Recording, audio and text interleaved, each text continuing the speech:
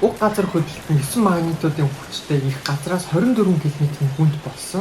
Уг газар хөдлөлтөөс үүдэн томоохон цунами үүсч, улмаар Фукушима Дайичи гэгддэг атомын цахилгаан станц дэлбэрэлт үүсч, дэлхийн хэмжээнд маш томоохон хохирол амсгаар тийм гамшиг болсон байгаа. Газар хөдлөлтийг хамгийн сайн мэцэнэ та бүхэнд өнөөдөр мэндийг хүргье. Boynas channel та бүхэнд төлөвлөж байна.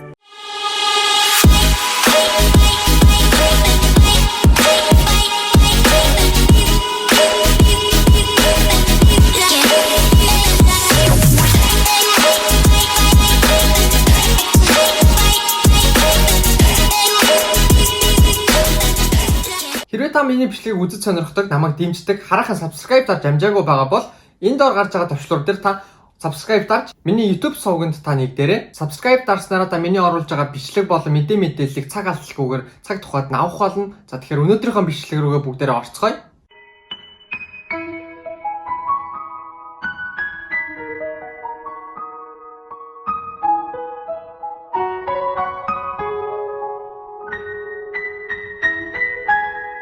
Тэгэхээр өнөөдрийнхөө бичлэгээр би та бүхэнд 2011 оны 3 сарын 11-нд болсон Хигаши Нихон Дai Shinsai буюу зүүн Японы аимшигт их гамшигын талаар өгүүлэх болно.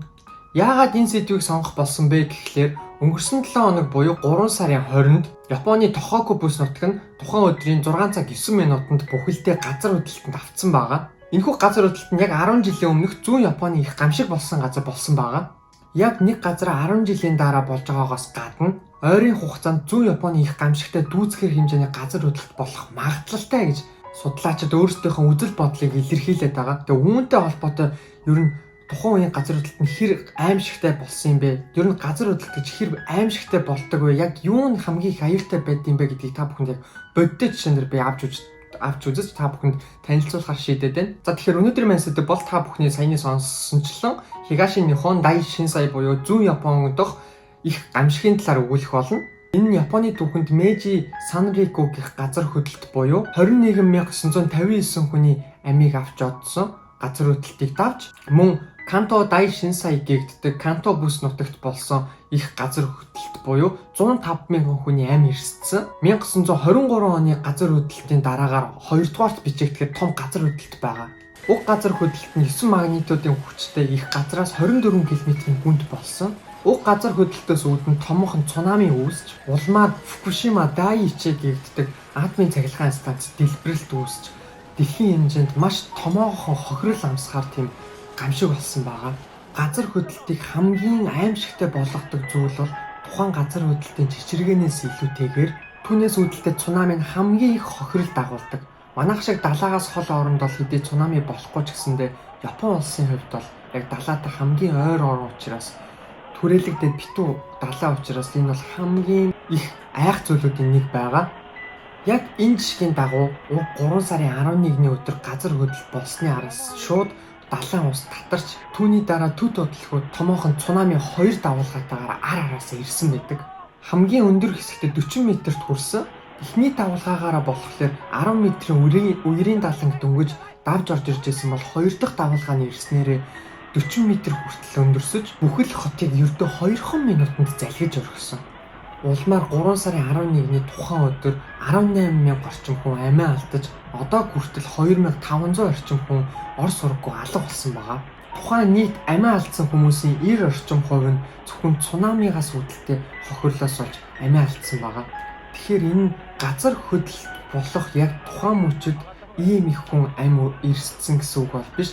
Түүнээс үүдэлтэй цунами нь дараа нь гарч ирж байгаа энэ үр дагавраараа маш их хүнийг ингэж өөрийнхөө тэр хүчтэй давалгаанда өөртүүлж ерөнхийдөө амь насанд эрсдүүлсэн байгаа. Нийтдээ 404,900-аад айл өрх болон барилга байгууламжууд бүрэн устдаж одоо хүртэл 2021 онд 41,241 хүн гэрээсээ хол төр орогнох байранд хэсүүжилж амьдарч байгаа.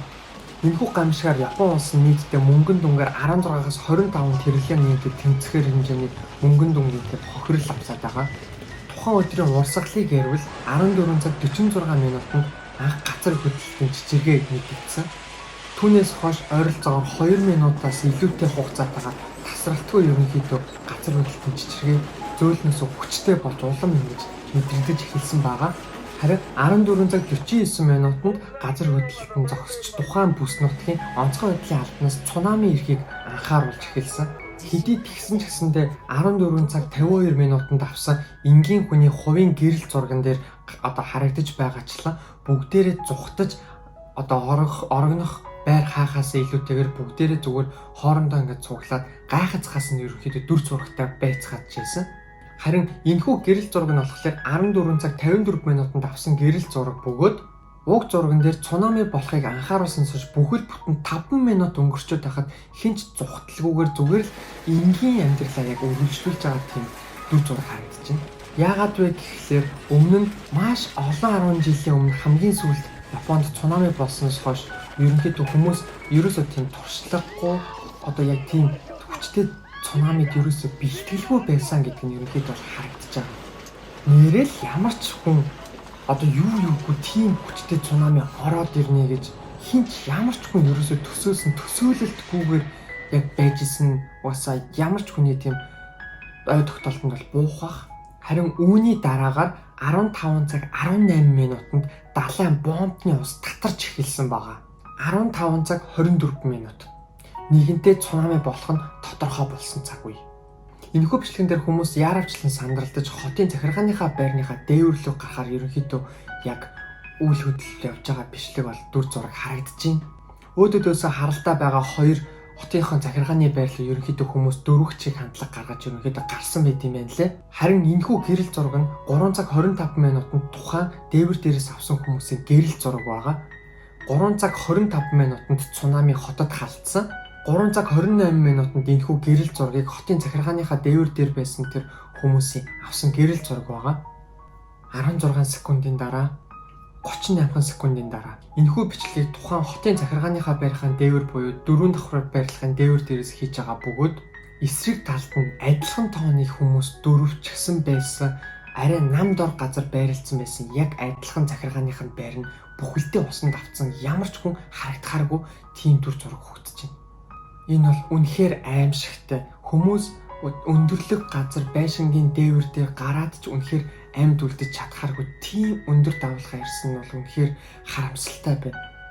Газар хөдлөлтөөс ойролцоогоор 1 цаг орчмын дараагаар Фукушима Дайичи атомын цахилгаан станц нь 15 метрийн өндөртөд цунами дөртөж 1-р зуухнаас 5-р зуух хүртлээр тог тасарч хөргөлтийн систем нь тасалтан халж улмаар 1, 2, 3-р реакторууд нь ерөнхийдөө дэлбэрсэн байна. Энэ ослон Чернобылийн атомын цахилгаан станцын дараа орохоор маш том ослолт тооцогдож цацраг идэвхт бодисны ослын төр төвшнгөөр 7-р төвшин буюу хамгийн муудаа хүрч хамгийн багадаа 80,000 орчим хүн тухайн бүс нутгаас шууд дөрвөн одоо хүртэл хэсүүчилж амьдарч байгаа.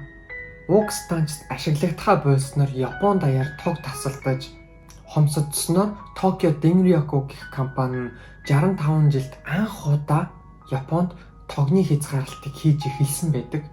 Мөн энэхүү гамшигын дараагаар бас нэгэн томоохон асуудал үүссэн байдаг. Тэр нь юу вэ гэхээр уг гамшигаар далимдуулан цунами дүрцэн Мияги муж даяар ажилтангүй болсон дийлгүүр, бензин колонк гэх мэт газруудаас мөнгө болон бензин их хэмжээгээр хулгайлагдаж уг газар хөдлөлт болсон 11-ний өдрөөс 26-ны өдрийг хүртэл ойролцоогоор тухайн алдагдсан зүйлс нь 100 сая йенээр үнэлэгдээд байгаа. Мөн дээрээс нь колонк, ресторан, дийлхүүр гэлтгүүгээр Ивате, Мияги, Фукушима гэх энэ 3 мужид болохоор 3 сарын дотор ATM болон бэлэн мөнгөний машинуудаас 56хан тохиолдол дээр 684 сая йений хулгай дээрмийн гэмт хэрэгүүд гарсан байгаа. Одоо хүртэл яг уг дээрм энэхүү гэрэмт хэрэгүүдийг ерөнхийдөө яг ямар хүмүүс хийсэн, хэн хийсэн ерөнхийдөө тодорхойгүй бодолтол баригдаагүй байдаг. Энэхүү гамшиг болсны дараагаар Япон улсын засгийн газраас ерөнхийдөө 10 жилийн хугацаанд шат хараалсан юм сэргээн босголтын ажилд 23 триллион йен зарцуулна гэсэн ерөнхийдөө тийм тооцоол гаргасан байна лээ. Тэгээд яг тэрхүү статистик яг тэр судалгаан дээр баримталсан яг тэр сэргээн босголтын ажил нь явагдаж байх энэхүү хугацаанд 10 жилийн хугацаанд өдгөө гарсан зардал нь 13.1 тэрбум йенээр аль хэзээ нэмэгдээд байгаа. Гэхдээ энэхүү сэргээн босголтын ажил нь ерөнхийдөө бүр 100% дуусаагүй.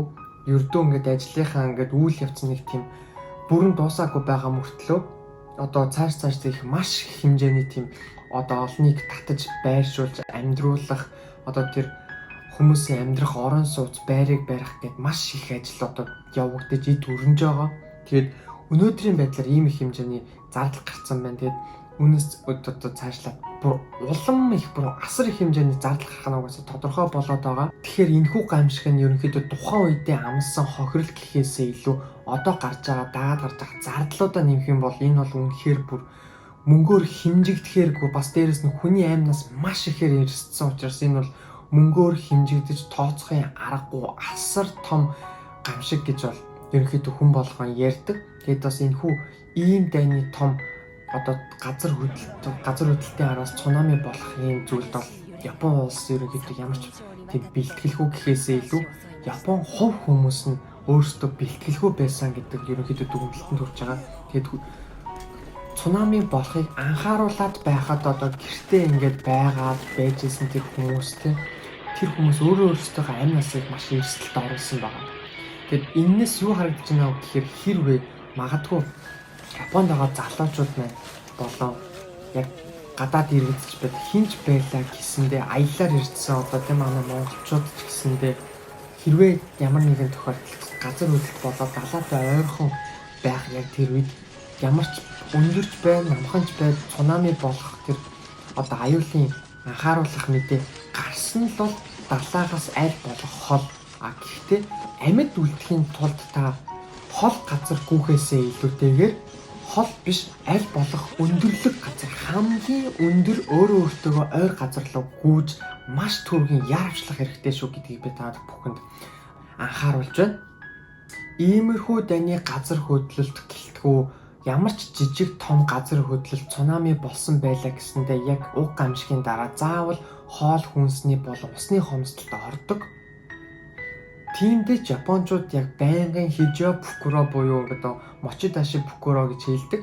Одоо онцгой аюулын үеийн уутыг ерөнхийдөө байнга гэртээ гартаа ойр газар ингээд ерөнхийдөө тавьсан байдаг. Тэрэнд нь одоо жишээ нь шүгэл, чийдэн, батарей одоо хоол хүнстэй ус яг ойролцоогоор 7 хоног хамгийн багадаа 7 хоногийн тэгээд тэрнээс их болоод ирэхээр ерөнхийдөө ачаа нь ихсчдэг учраас одоо оврноос дагаад ихсчин. Тэгэхээр бас тэр бол нэг тийм төдийлөн оновчгүй.